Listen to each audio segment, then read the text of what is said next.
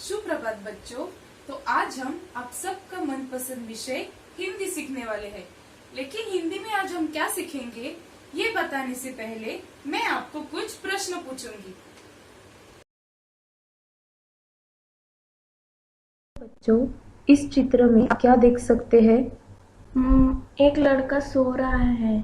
बहुत अच्छे। यहाँ पर एक लड़का सो रहा है, लेकिन सो रहा है मतलब वो क्या कर रहा है?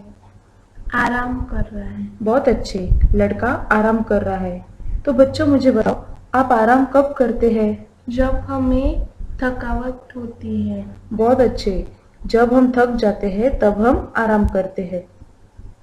तो बच्चों, जैसे आप सबको पता है कि विश्राम करना हमारे लिए आवश्यक है, तो आज हम इस बारे में हमारे पाठ पूर्ण विश्राम में सीखेंगे। तो बच्चों, आज हम पूर्ण विश्राम पाठ पढ़ेंगे और इस पाठ के लेखक है सत्यकाम विद्यालंकार। तो बच्चों, इस पाठ के जो लेखक है सत्यकाम विद्यालंकार, इनका जन्म 1935 में लाहौर में हुआ था। लेखक सफल संपादक, लेखक और कवि है। सरल सुबोध भाषा और रोचक बोधगम्य शैली लेखक की लेखन की विशेषताएं है। उनका लेखन व्यवहारिक है। बच्चों, अब मैं पाठ पढ़ती हूँ, ध्यान से सुनिए, क्योंकि मैं आपको पाठ पढ़ने के बाद कुछ प्रश्न पूछूंगी। पूर्ण विश्राम। डॉक्टर ने बाह पर काला कपड़ा लपेटा और रबड़ की थैली से हवा फूंककर नाड़ी की गति देखी, फिर बोला, कुछ सीरियस नहीं है, दफ्तर से छुट्टी लेकर बाहर हो आइए। विश्राम आपको पूर्ण निरोग कर देगा, लेकिन विश्राम भी पूर्ण होना चाहिए। तो पत्नी बड़ी प्रसन्न हुई। घर जाकर श्रीमती जी से कह दिया, जुहू की तैयारी कर लो, हम 2 दिन पूर्ण विश्राम करेंगे। एक दिन बाद पूर्णिमा भी थी। चांदनी रात का मजा जुहू पर ही है। एक दिन पहले आधी रात से ही उन्होंने तैयारी शुरू कर दी। 2 बजे का अलार्म बेल लग गया। स्वयं वह 2 से पहले ही उठ बैठी और कुछ नोट करने लगी। श्रीमती जी ने इन सब कामों की सूची बनाकर मेरे हाथ में दी। गैरेज में पहुंचकर श्रीमती जी ने मोटर में हवा भरने की पिचकारी, ट्यूब वॉल, रबड़ सॉल्यूशन, 1 गैलन इंजन ऑयल आदि आदि चीज़ें और भी लिखी थी। दिन भर दौड़ धूप करके पायधुनी से मिस्त्री लाया। सुबह से शाम हो गई, मगर शाम तक 4 में से 2 खिड़कियों की चटकनियाँ भी नहीं कसी गई। मोटर के लिए ज़रूरी सामान लाते लाते रात तक दिल की धड़कन दुगुनी हो गई थी। रात को सोने लगे तो श्रीमती जी ने आश्वासन देते हुए कहा, कल जुहू पर दिन भर विश्राम लेंगे तो थकावट दूर हो जाएगी। श्रीमती जी ने अपने करक कर्मलों से घड़ी की घुंडी घुमाकर अलार्म लगा दिया और खुद बाहर जाकर मोटर का पूरा मुआयना करके यह तसल्ली कर ली कि सूची में लिया सब सामान आ गया या नहीं। सुबह 5 बजते ही अलार्म ने शोर मचाया। रोशनी होते न होते जुहू की तैयारी चरम सीमा पर पहुंच गई। स्टोव भी आज ही धोखा देना था। वह हर मिनट बुझने लगा। आधा घंटा उसमें तेल भरने धौकनी करने में चला गया। आखिर चाय का प्रोग्राम स्थगित कर दिया और हम दत्तचित्त हो तैयारी में जुट गए। वायरलू जाने से पहले नेपोलियन ने भी ऐसी तैयारी न की होगी। ऐसी महत योजनाओं के संपन्न करने में हम पति पत्नी परस्पर सहयोग भावना से काम करने का विश्वास रखते हैं। सहयोग भावना हमारे जीवन का मूल तंत्र है। सहयोग मन, वचन, कर्म इन तीनों से होता है। जीवन का यह मूल तंत्र मुझे भूला न था। श्रीमती जी मुझे मेरे कामों की याद दिलाने लगी और मैं उनके उपकार के बदले उनकी चिंताओं में हाथ बटाने लगा। मैंने याद दिलाया, पुड़ियों के साथ मिर्ची का अचार जरूर रख लेना। बच्चों, जैसे मैंने कहा था, मैं आपको प्रश्न पूछने वाली हूँ। पहला प्रश्न देखिए, लेखक ने कहाँ जाने की योजना बनाई? जुहू। बहुत अच्छे। लेखक ने जुहू जाने की योजना बनाई। अभी दूसरा प्रश्न देखिए। लेखक जब काम करके थक गए थे तब उनकी पत्नी ने उन्हें क्या कहा? उनकी पत्नी ने कहा, जब कल विश्राम करेंगे तब थकावट दूर हो जाएगी। बहुत अच्छे। तो लेखक की पत्नी ने उन्हें कहा था कि जब कल जुहू जाकर हम विश्राम करेंगे तो थकावट दूर हो जाएगी। बच्चों, पहला परिच्छेद देखिए। अभी मुझे बताओ, डॉक्टर ने लेखक से क्या कहा? डॉक्टर ने कहा, दफ्तर से छुट्टी लेकर बाहर घूम आइए। हाँ, तो डॉक्टर ने लेखक से कहा कि दफ्तर से छुट्टी लेकर बाहर घूम आइए और विश्राम आपको पूर्ण निरोग कर देगा। बहुत अच्छे बच्चों। अभी बच्चों मुझे बताइए, इस परिच्छेद में एक ऐसा शब्द जिसका अर्थ है आराम। विश्राम। बहुत अच्छे। विश्राम का अर्थ है आराम। अभी बच्चों मुझे बताइए, एक ऐसा शब्द जिसका अर्थ है खुश। प्रसन्न। बहुत अच्छे। प्रसन्न इस शब्द का अर्थ है खुश। अभी बच्चों मुझे एक शब्द बताइए जिसका अर्थ है लिखना। नोट करना। बहुत अच्छे। नोट करना इस शब्द का अर्थ है लिखना। तो बच्चों, लेखक डॉक्टर के पास गए थे और डॉक्टर उनकी जांच कर रहे हैं। उनका वहां पर बीपी चेक किया जा रहा है, रक्तदाब चेक किया जा रहा है और चेक करने के बाद डॉक्टर कहते हैं कि कुछ सीरियस नहीं है, दफ्तर से छुट्टी लेकर बाहर घूमने जाओ, तुम पूरी तरह से निरोगी हो जाओगे, विश्राम आपके लिए जरूरी है। उन्होंने अपनी पत्नी से कहा, जुहू जाने की तैयारी करो, हम 2 दिन पूर्ण विश्राम करेंगे। पूर्णिमा भी थी और चांदनी रात का मजा जुहू में ही है, ऐसा लेखक ने अपनी पत्नी से कहा। उन्होंने तैयारी शुरू की। पत्नी 2 बजे से पहले उठकर कुछ लिखने लगी थी।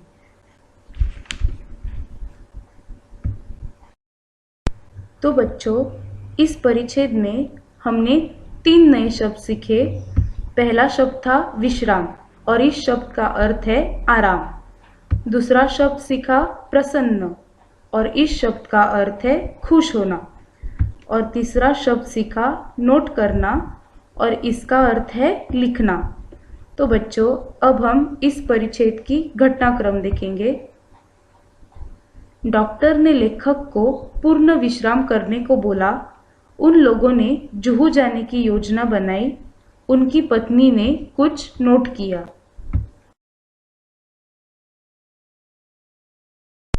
तो बच्चों, दूसरा परिच्छेद देखिए। अभी मुझे बताओ, श्रीमती जी कहाँ पहुंची? गैरेज। बहुत अच्छे। श्रीमती जी गैरेज में पहुंची। अभी बच्चों मुझे बताओ, इस परिच्छेद में से एक शब्द जिसका अर्थ है लीटर।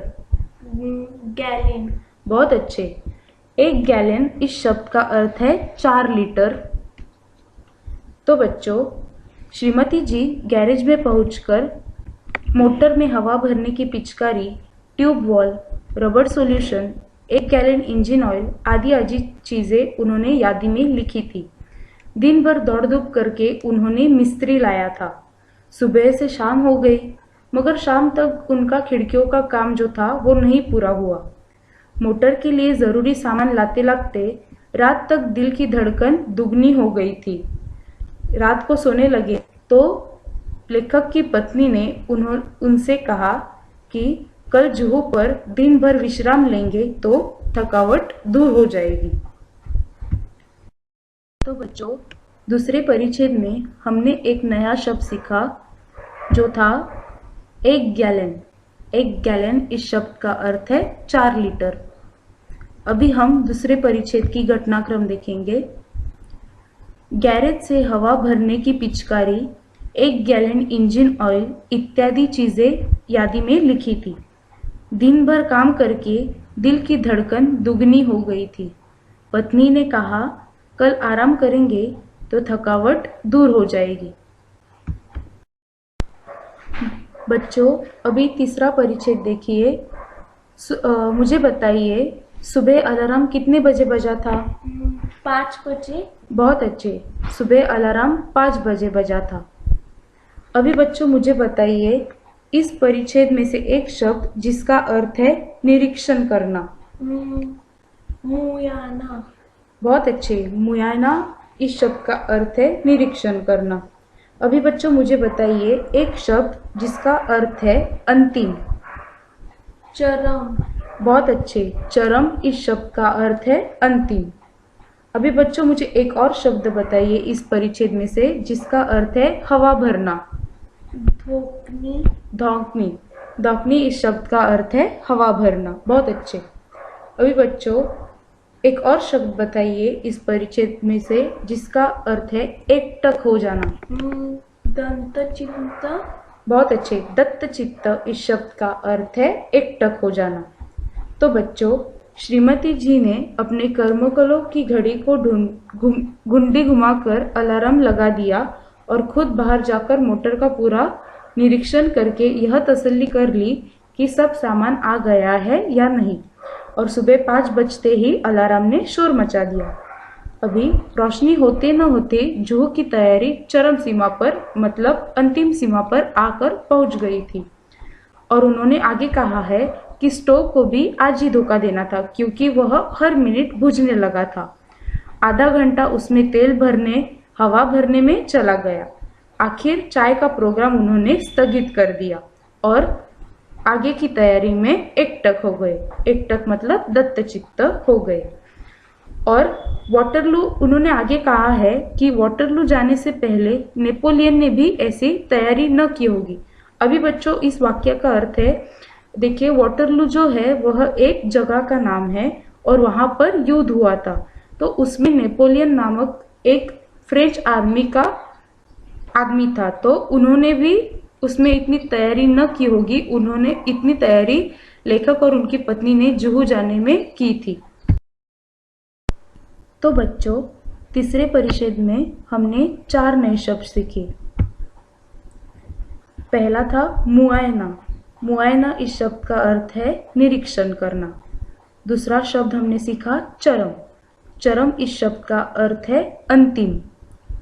तीसरा शब्द हमने सीखा धौपनी मतलब हवा भरना। और चौथा शब्द हमने सीखा दत्तचित्त मतलब काम में एकटक होना। अभी बच्चों हम तीसरे परिच्छेद की घटनाक्रम देखेंगे। पत्नी ने जाकर खुद सारी चीजें आई या नहीं ये निरीक्षण किया। उन्होंने कुछ कारण चाय का प्रोग्राम स्थगित कर दिया और काम में एकटक हो गए। बच्चों अभी चौथा परिच्छेद देखिए। बच्चों मुझे बताइए लेखक और उनकी पत्नी किस चीज पर विश्वास रखते हैं? सहयोग भावना। बहुत अच्छे, लेखक और उनकी पत्नी सहयोग भावना से काम करने पर विश्वास रखते हैं। अभी बच्चों मुझे बताइए ऐसा एक शब्द जिसका अर्थ है महान। महान। बहुत अच्छे, महत। महत इस शब्द का अर्थ है महान। अभी मुझे और एक शब्द बताइए जिसका अर्थ है उद्देश्य। मूल मंत्र। बहुत अच्छे, मूल मंत्र इस शब्द का अर्थ है उद्देश्य। अभी बच्चों लेखक ने कहा है कि वो और उनकी पत्नी सहयोग भावना से काम करने पर विश्वास रखते हैं। सहयोग भावना जो है वो उनके जीवन का मूल मंत्र है, और जो सहयोग है वो मन, वचन, कर्म इन तीनों से होता है, और जीवन का यह मूल मंत्र उन्हें भुलाना था। उनकी पत्नी ने उन्हें अपने कामों की याद दिलाई और उनके उपकार के बदले उनकी चिंताओं में हाथ बटाने लगा। और लेखक ने उसकी पत्नी को याद दिलाया कि पूड़ियों के साथ मिर्ची का अचार जरूर रख लेना। तो बच्चों चौथे परिच्छेद में हमने 2 नए शब्द सीखे। पहला था महत जिसका अर्थ है महान, और दूसरा था मूल मंत्र जिसका अर्थ है उद्देश्य। अभी हम चौथे परिच्छेद की घटनाक्रम देखेंगे। वह सहयोग भावना से काम करने का विश्वास रखते हैं। श्रीमती जी ने उन्हें अपने कामों की यादी दी और उन्होंने श्रीमती जी को पूड़ियों के साथ मिर्ची का अचार रखने को बोला। तो बच्चों, इस पाठ में हमें यह बोध मिलता है कि हमें रोज की भागदौड़ में से थोड़ा समय निकालकर विश्राम करना चाहिए। बच्चों, अभी मैं आपको कुछ और प्रश्न पूछने वाली हूँ। पहला प्रश्न देखिए, डैश आपको पूर्ण निरोगी कर देगा। इसका उत्तर क्या है बच्चों? आपको पूर्ण निरोगी क्या कर देगा? विश्राम। बहुत अच्छे, विश्राम आपको पूर्ण निरोगी कर देगा। अभी बच्चों दूसरा प्रश्न देखिए, डैश का प्रोग्राम स्थगित कर दिया। बच्चों, किस चीज का प्रोग्राम उन लोगों ने स्थगित कर दिया था? चाय। बहुत अच्छे, चाय बनाने का प्रोग्राम उन्होंने स्थगित कर दिया था। अभी बच्चों तीसरा प्रश्न देखिए, डैश जाने की योजना बनाई थी। तो बच्चों, लेखक और उनकी पत्नी ने कहाँ जाने की योजना बनाई थी? जुहू। बहुत अच्छे, उन लोगों ने जुहू जाने की योजना बनाई थी। अभी बच्चों, आपको मुझे बताना है कि गैरेज की सूची में लिखी हुई चीजें कौन सी थी? ट्यूबवेल। बहुत अच्छे, और? Rubber solution. बहुत अच्छे, और क्या था? Engine oil. बहुत अच्छे, और कुछ याद आ रहा है आपको? और क्या था? और क्या चीजें लिखी थी? ओके, कोई बात नहीं बच्चों, अब हम इस प्रश्न का उत्तर देखते हैं। तो बच्चों, गैरेज की सूची में मोटर में हवा भरने की पिचकारी, tubewell, rubber solution, 1 gallon engine oil आदि चीजें लिखी थी। तो बच्चों, आपको अपनी नोटबुक में स्वास्थ्य के लिए विश्राम आवश्यक है इस विषय पर 8 से 10 पंक्तियां लिखनी है। धन्यवाद।